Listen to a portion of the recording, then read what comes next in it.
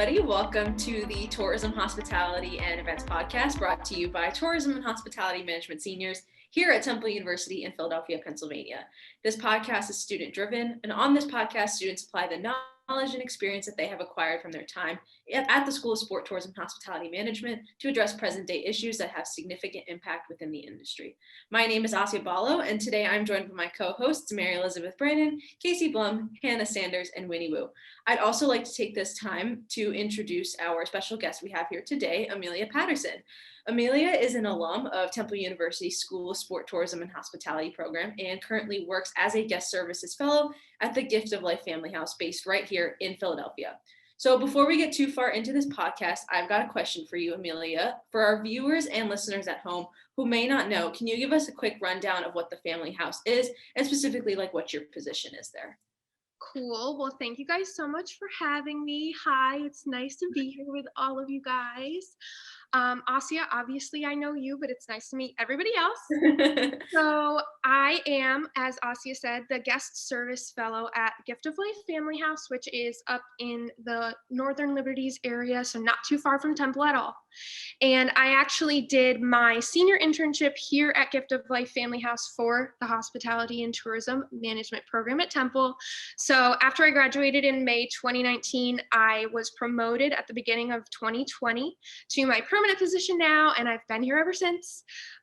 Thank goodness in all of these crazy times that I've had a job to come to every single day, especially in the hospitality industry, because we all know that that's a little bit up in the air right now. But yeah, so I work at the Family House, and basically, if for those of you guys who don't know about the Family House, we are a temporary lodging facility for organ transplant recipients and donors who come to the Philadelphia area for their care and appointments. Basically, we are an affiliate of the Gift of Life Donor Program, which is just a block away from our facility here. And they are the organ procurement organization for this part of the country. So they facilitate all of the organ donation for this part of the country. And then anyone who's receiving an organ and coming to this area for that organ can stay with us. So some people like to refer to us as a hospitality house. That's kind of our technical title. We are very similar to a Ronald McDonald House, if you've heard of that, except only for transplant patients of any age. But I kind of like to refer to us as a mix between a traditional hotel and staying over at your friend's house. So we do have a standard hotel room that every guest gets completely private to themselves when they come to stay with us. We have 32 rooms here on the property site. But the rest of our house is completely community space. So we've got a kitchen, a dining room, a fitness center, a laundry room, and a bunch of other things around the house, kind of amenities that guests can use while they stay with us. But all of that is community space. So your room and the bathroom that's in your room is the only stuff that's kind of private just for you guys, which I would say is the biggest difference between a standard hotel. People do stay with us from anywhere between one night and up to 9 months. So it's kind of an interesting place to be. Yeah, definitely a mixed bag in like who comes into the Family House and who stays with you, that's for sure. For people that don't know, I did my junior internship at the Family House until COVID unfortunately cut us short. So what are you going to do? Virtual world, it's all good. You know, we live and we learn these days. But thank you, Amelia. So over the course of the semester, our group has been focusing on sustainability during and post COVID-19 within the tourism, hospitality, and events industries. So we've been fortunate enough to gain insight into the positive and negative impacts the pandemic has had on these industries and vice versa. Our team defines sustainability into two different categories, so cultural and environmental. Cultural sustainability is about maintaining the cultural beliefs, practices, heritage conservation, culture as its own entity, and attempts to answer the question of whether or not any given cultures will exist in the context of the future, as well as emphasizing the role of culture through local planning, which is definitely a mouthful, but it's all really important. And environmental sustainability is about meeting the needs of the present without compromising the needs of the future. So in today's podcast, we'd like to discuss the impacts of COVID-19 on the hospitality industry, specifically in terms of different sustainability initiatives and how those have been affected by this pandemic. So my team will discuss these on both an international, national, and local level, as well as in discussing how the School of Sport Tourism and Hospitality Management factors into this too. So throughout the podcast, we'll have Amelia answer some questions too and give us her insight as a hospitality professional during the pandemic. I'm going to turn it over to Mary Elizabeth. Let's get started. All right, yeah. So on the international level, Hotel Beds and Preferred Hotel Group, which are two international hotel groups, are continuing to push for sustainability within their hotel brands. Hotel Beds launched a Green Hotels program in October.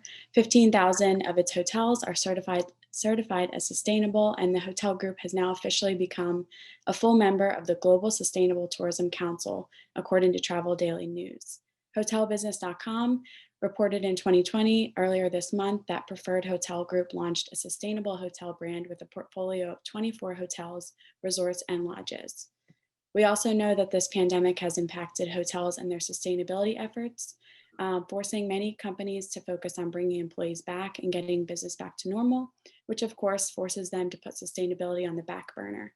In my research, I found a relevant example of how this is playing out in one of the biggest hotel brands. Marriott International eliminated their Make a Green Choice option for guests. And according to a Marriott spokesperson, this is because the global pandemic is affecting the preferences of all guests staying in their hotels, who are increasingly choosing to forego daily housekeeping to limit contact during their stays. In contrast, IHG, another big hotel brand, is continuing with their sustainability initiatives, even adding other initiatives that are relevant to the current pandemic, like disaster relief and assistance. So definitely giving major props to all of the companies that are still pushing for sustainability amidst the pandemic. Yeah, so Amelia, given the statement that Mary Elizabeth just mentioned, in the current pandemic, is sustainability something that has taken a bit of a backseat for you all at the family house? So generally, the answer you would think would be yes, because a lot of other hotels unfortunately have had to do that. But surprisingly, I would say no, but I don't think it was particularly on purpose. So, luckily for us, with the small amount of staff that we have at the family house, we have been able to stay open throughout the entire pandemic. And we have retained all of our employees throughout the entire pandemic, unlike a lot of larger hotels. But since the beginning of the year, our occupancy has fallen by over 60% with the impact of COVID-19 on the people that travel and stay with us here for their appointments and care in the transplant process. So we have been able to conserve a lot of energy and water at the facility. We did actually end up closing 2 of our guest floors completely off during the pandemic. So our second and third floors were completely shut for a little while. We actually have not even fully opened up our second floor at this point yet. Just due to the low occupancy that we've had at this time. And we also suspended all of our volunteer programs during the pandemic. So all of our shuttle drivers, our daily meal preparing volunteers that we have at the house, and our guest service volunteers that help us at the front desk, none of them have been coming into the house, which accounts for about 10 to 15 volunteers per day that aren't coming to the house. So with the occupancy being so low and the lack of volunteers, the energy at the house has decreased by approximately 35% in the last year, from October 2019 compared to October 2020. And then with water conservation, we've dropped about 25% in that year. So although we weren't trying to be more sustainable during this pandemic, it turns out that we've actually conserved a lot of energy and water during this time. I mean, those statistics are really like jarring to hear. I'm glad that you guys were able to keep like employment like at totally. Sad about the volunteers; they were all really nice from when I was there. But yeah, I'm really glad you guys were all able to like keep employment.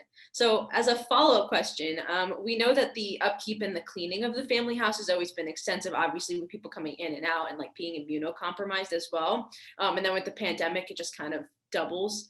And so in this pandemic, cleaning supplies, while great for killing germs, like 99.9% and all sort of thing, are great for killing germs. They're just not good for the environment. So has there been any talk about utilizing environmentally friendly cleaning products of any kind?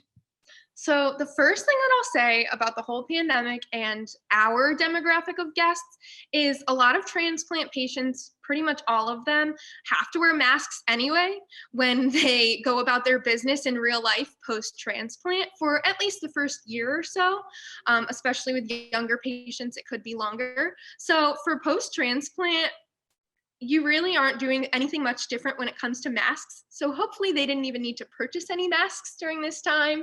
They can reuse the ones that they already had, which is awesome. But unfortunately, it is very difficult for us to implement environmentally friendly cleaning products at our facility, as compared to a lot of traditional types of hotels. We do keep a very high standard of cleanliness at the family house due to the compromised immune systems of our guests.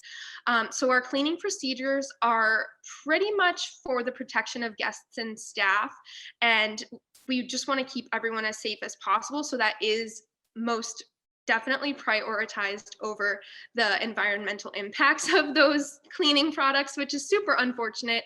But our staff is doing a great job when it comes to keeping things as clean as possible. We're sanitizing high touch items like a million times a day, as well as holding all of our rooms for 24 hours after guests have checked out, just to make sure that all of our staff that's going up into the rooms and cleaning is not exposed to anything that the guests have had back and forth between the hospitals that they've had to go to for appointments or visiting family members.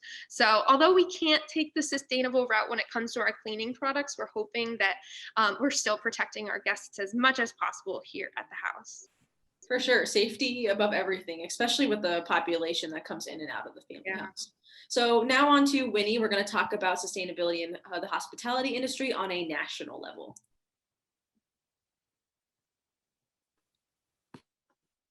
Okay, so on a national level, the United States has a lot of hotels across the country that are sustainable and eco-friendly, such as the Orchid Garden Hotel in California, the Virgins Hotel in Chicago, and the Proximity Hotel in North Carolina.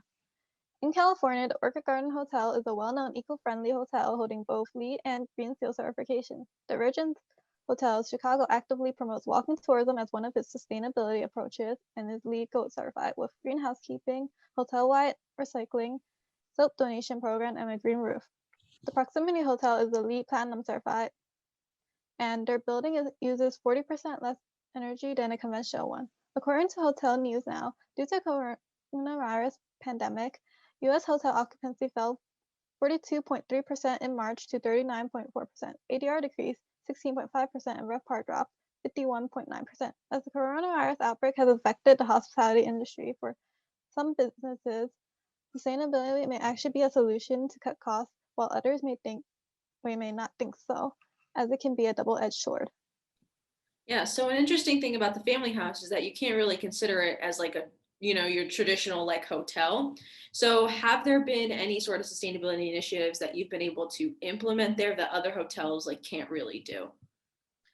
So as I mentioned before, it's really important to us at the family house to create an environment which prioritizes the health and the safety of our patients and guests.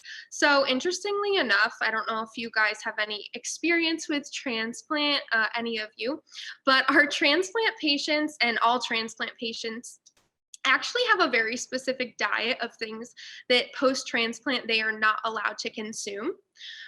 These are things like raw seafood or raw sushi, kombucha, different unpasteurized milks, and things like cold cuts. They're not safe for transplant patients to eat. But one of the most common things that transplant patients are not allowed to have is tap water. So with the lack of tap water that transplant patients are allowed to have, we do have a ton of bottled water here at the family house, which is awful for the environment. Everyone can agree on that. So we actually did a ton of research to try to counteract this necessary evil that transplant patients are consuming constantly, or creating constantly. But with our research, we found a water filter that is safe for transplant patients to consume the water from. So I didn't do the research about this, but I looked it up for the podcast. And I guess our water filter uses reverse osmosis and LED UV lights to filter the water safely for our guests. But don't ask me what that means, please, because I was a tourism and hospitality major as well. No clue. But that drastically minimizes the amount of bottled water that we have to have at the family house. We are very, very used to having to purchase bottled water at the family house because guests are constantly complaining that they cannot drink tap water. But now we can just point them in the direction of our water filter and tell them that they can grab a cup or a pitcher and take that with them up to their room. Or hopefully in 2021, we are planning to implement the option to provide our guests with reusable water bottles. That is something that we have been considering very, very deeply in the last few months, just because a lot of our guests that stay at the family house are going to stay multiple times throughout their transplant process. So once we give them an item like a reusable water bottle, we would hope that they could bring it back with them the next time that they stay with us. And then they would be able to use that in the reusable water filter machine rather than bringing bottled water, excuse me, or purchasing bottled water. So that is something that we definitely have tried to do a little bit differently than normal hotels to be more sustainable at the family house. The other thing that I thought of is we actually require our guests to return their room keys when they check out. It's kind of like a policy that we very strictly enforce most of the time. And with that, we don't have to purchase as many plastic room keys. And it really limits the amount of plastic that's being wasted by just tossing those in the trash when you check out. So we properly sanitize them and then are able to reset those keys and give them to the next guest that comes and stays at the house. So with that, it's really cool to have a smaller facility where we do have those reoccurring guests who know our procedures and know the changes that we're making. And we're able to kind of put those changes in place to be a little bit more sustainable at the house. Yeah, no, that's really awesome. You made all that science sound really official, and I know none of us know science. So yeah, no, it sounds really sustainable. That's awesome. I had no idea. Doctor approved, so I don't know. We love to hear that. That's exactly what we want. So now to focus on a more local level, we're going to focus on Philadelphia, which was all about Hannah. So all you, dude. So, on the local level, the city of Philadelphia has remained as sustainable as possible within the hospitality industry while keeping their guests and residents safe amid the pandemic. Prior to the industry shutdown, Philadelphia's hotels aligned with the city's sustainability initiatives and were able to implement a number of green practices. Some of these practices include energy efficient lighting, a reduction of water usage via low flow shower heads, and a usage of local foods. Among the most environmentally friendly buildings in the city is Hotel Palomar, which is the only LEED certified hotel in Philly. As a result of the pandemic, hotels in Philadelphia, specifically Hilton properties, are limiting surface contact and single-use plastics by making key cards accessible on your smartphone. Many more Philadelphia hotels have made a number of sustainable changes to combat the pandemic so far and continue to do so in the city's future. Yeah, so obviously, the end of the pandemic is something that we don't have a timeline for. As of this recording, we have rising cases and no approved vaccine. I'd love to look back on this recording in a few months and be like, hey, we do have a vaccine. That'd be really awesome. And so the Family House has been operating throughout the pandemic, as you said before, Amelia. And so are there any sustainability plans in place for when things go back to normal after COVID? I am happy to say yes.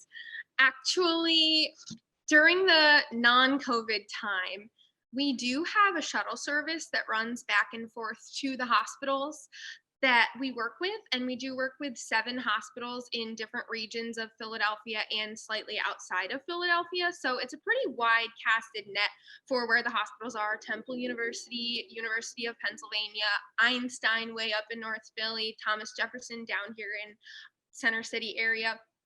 So going back and forth to those appointments or to visit the loved ones that people might have at those hospitals is using up a lot of gas.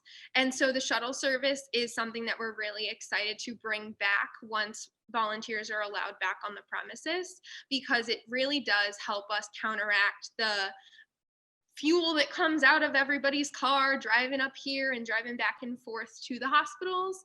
And our shuttle drivers are the best. So can't wait to have them back as well. But also, actually, prior to COVID-19, I began working on a pretty big project for me. It's one of the biggest projects that I've done in my time here at the family house. And that is a project that's going to hopefully limit the amount of physical paper that we use at the family house by a ton. Basically, we use way too much paper here, and it's a huge problem. With our check-in process, we use between 4 and 15 pieces of paper for every single check-in. And when any volunteers come to cook dinner or cook a meal here at the family house, they're using between 1 and 5 or 6 pieces of paper every single time that they come to sign in. So that's way too much paper to be used on a daily basis. And we can all agree on that, I think. So I have been in the process of creating virtual forms that can be used in order to fill it out on an iPad instead of printing out all of that paper and wasting it just to be thrown away after the guest checks in or filed away for years and years to come. Basically, the volunteer sign-in forms that I've created should be good to go once we're allowed to have volunteers come and cook at the house again. So I'm really excited for whenever that will be, because we'll be saving a lot of paper there with the ingredients list of things that they're using, with the photo releases that they have to sign so that we can post them on our social media pages, and of course with the sign-ins of all of the information for every single volunteer that comes to the house, which can be a lot of paper. So that is something that I really think we're going to be able to roll out almost, if not immediately, then pretty soon after volunteers are allowed to come back to the family house. We were actually going to trial it in April until no more volunteers were allowed to come anymore. So I'm really excited for that one.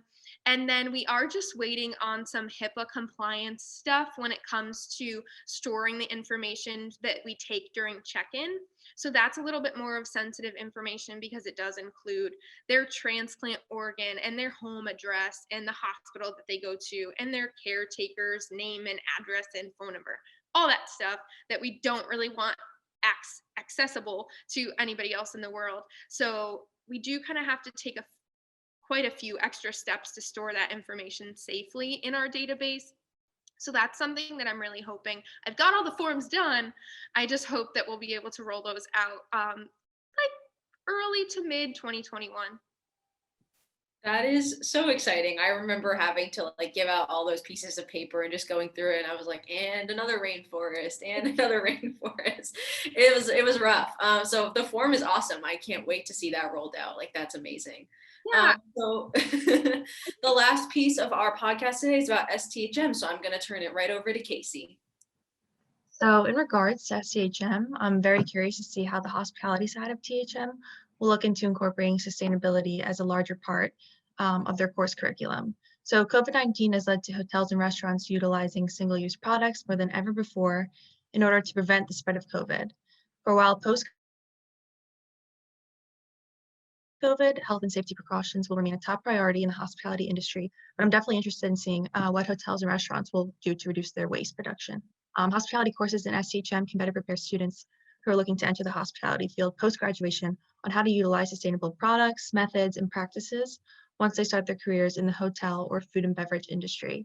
STHM could even look into offering sustainability concentrations and certificates for students looking to enter the tourism and hospitality industry and who also care for their environmental impact. With sustainability being such a popular subject to talk about, STHM students entering the hospitality industry would have a competitive edge over others based on their sustainability knowledge learned throughout their STHM courses. STHM proudly wears cherry and white, but maybe it's time to incorporate a little bit more green.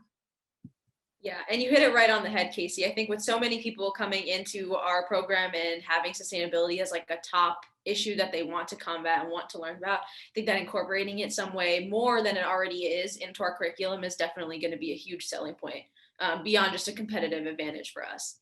So in today's podcast, we talked about the hospitality industry on an international, national, and local level. Internationally, Mary Elizabeth went over how the hospitality industry has dealt with sustainability as the pandemic shifts in different ways globally. And on a national level, Winnie discussed case studies of hotels around the United States and the various sustainability strategies that they have implemented. Finally, on a local level, Hannah stated the ways that Philadelphia hotels have tried to maintain environmental sustainability without compromising the safety protocols because of the pandemic. And finally, to tie everything together, Casey gave us some insight on the School of Sport Tourism and Hospitality Management and the way sustainability is taught in its hospitality curriculum and what additions could be made too. Overall, our team hopes to see sustainability initiatives in the hospitality industry increase as we move along in the pandemic, with the intention of seeing another increase in sustainability when we return to what I like to call a new normal after the pandemic is over. A huge thanks today to Amelia Patterson. We sincerely thank you for being a guest on the THE podcast. Any last words or anything? Go Owls, go Birds, go Green. I don't know. Thank you guys so much for having me. Yes, and to all of our fun listeners at home, thank you so much for joining us on this edition of the THE podcast, brought to you by Tourism and Hospitality Management Seniors at Temple University in Philadelphia, Pennsylvania. Bye.